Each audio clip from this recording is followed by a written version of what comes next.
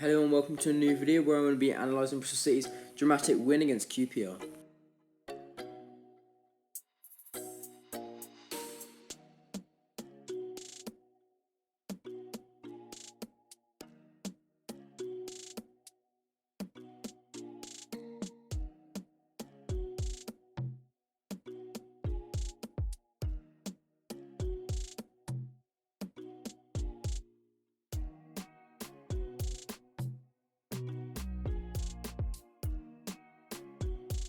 I think our first goal is Vyman's working mainly because the ball was out here on the right of Masengo.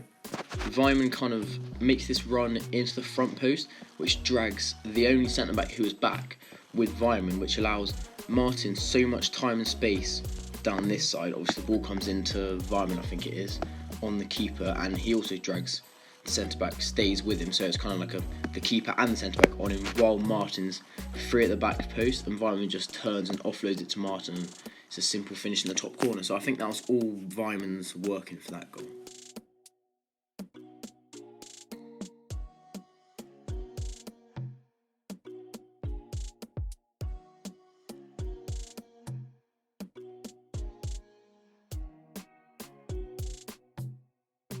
Our second goal is very similar to our first goal in the fact that it came from a counter-attack when everyone was kind of camped in our half, so they pushed all their players forward. They've only kind of left these two centre-backs behind because obviously as you have a third centre-back you can push one up into midfield, and that causes a 2v2 here with Vyman and Wells. So Vyman the ball breaks for Vyman down this left side, and he plays a nice first-time ball through to Wells, who kind of is on the blind side of this defender, and then obviously runs through. It's a lovely finish, and yeah, we win the game.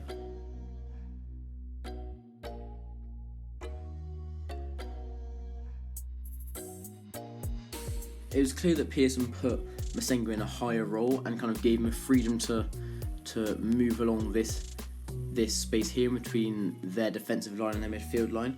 They would often put a player on Masengo in between this line, but I think we had the beating of, or Masengo had the beating of this player in a 1v1 battle most of the time. So he was a key threat to us because he'd be running across here. He'd be also doing some defensive work as well.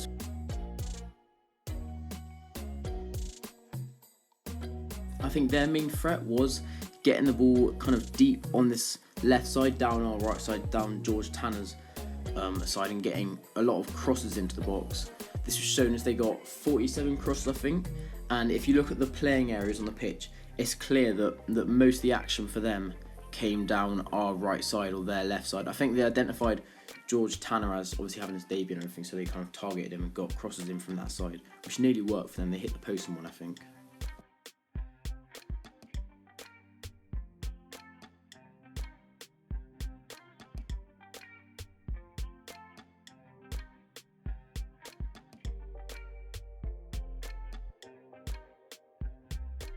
As the game progressed and we did identify their threat, we obviously got men out to the ball. Most times we got the fullback and the outside centre-back, but this would open up room in the half space for one of their players to run through, and I think this nearly came to 2 goals. I think Bentley had to make 2 good saves from these positions, like the ball either getting out here, getting out there, or a little clip ball through to their player in the half space. That was probably the most dangerous threat as the game progressed.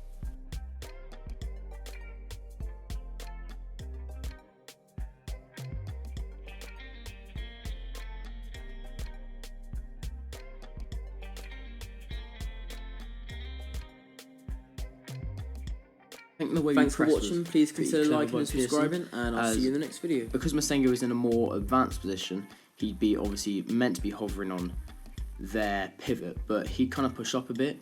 Because they'd have a back three, they always kind of beat a front two in a 3v2 battle to get the ball past them. So we push Masengo up, and he'd be covering their pivot, so they can't just play a straight ball through to their pivot. They'd have to go out wide, but then as Masengo pushed up, this would split Martin and Vyman out wide to cover these wide defenders.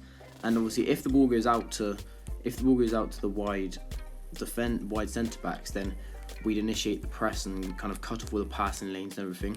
So we kind of resort to them going long, and I think we had the beat of them in the air in our defence compared to their attack.